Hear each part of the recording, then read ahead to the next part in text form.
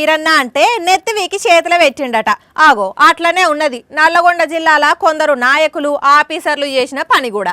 ఆలు లేదు సూలు లేదు, కొడుకు పేరు సోమలింగం అన్నట్టు అయింది లేదు పోయింది లేదు, ముంగట పడింది లేదు. కానీ గప్పాల ముచ్చట చెప్పితే ఒక కుటుంబం ఇప్పుడు గాయ అవుతున్నది.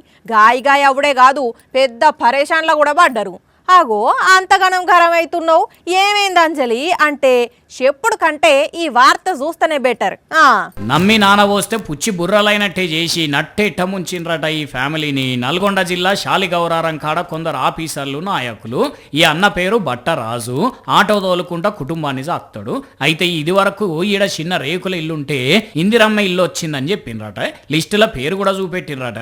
కానీ ఇంతలనే మరి ఏమైందో, ఎవరికి నెత్తిల పురుగు తిరిగి ఏం చేసిండ్రో కానీ ఆఖరికి వచ్చేసరికి ఇప్పుడు ఏమంటున్నారట అంటే, ఫస్ట్ విడతనే ఇల్లు వచ్చింది సార్, ఇల్లు వచ్చిందని వచ్చి నాయకులు వచ్చి చెప్పారు. ఆ ఇల్లు ఉంటే అట్లా కుదరదురా, వాళ్ళు వచ్చి ఎప్పుడు ముగ్గు పోస్తారో తెలియదు, ఇల్లు ఇప్పుకోరు అన్నారు. ఇల్లు ఇప్పుకున్నాం. పోసిన అన్నాలం పాడుగాను ఇన్నరా అనులా ఉన్న ఇల్లు ఊల కొట్టుకున్నాక ఇల్లు లేదని అడిగితే ఇప్పుడు ఇల్లు లేదు గిల్లు లేదు, మళ్ళీ వచ్చే లిస్టులో ఇల్లు ఇస్తామని అంటున్నారట.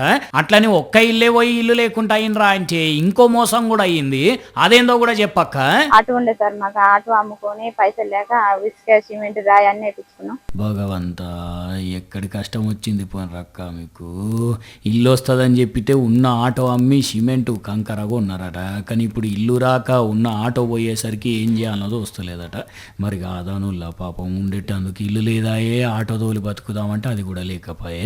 మరి అంతగానం ఏ తీస్మార్కాన్ లీడర్ ఇల్లు వచ్చిందని చెప్పిండో, ఏ ఆఫీసర్ కన్ఫర్మ్ చేసిండో కానీ వీళ్ళకైతే ఇందిరమ్మ ఇల్లు పేరు చెప్పి ఇల్లు ఆటో లేకుండా చేసిండ్రు మొత్తానికి.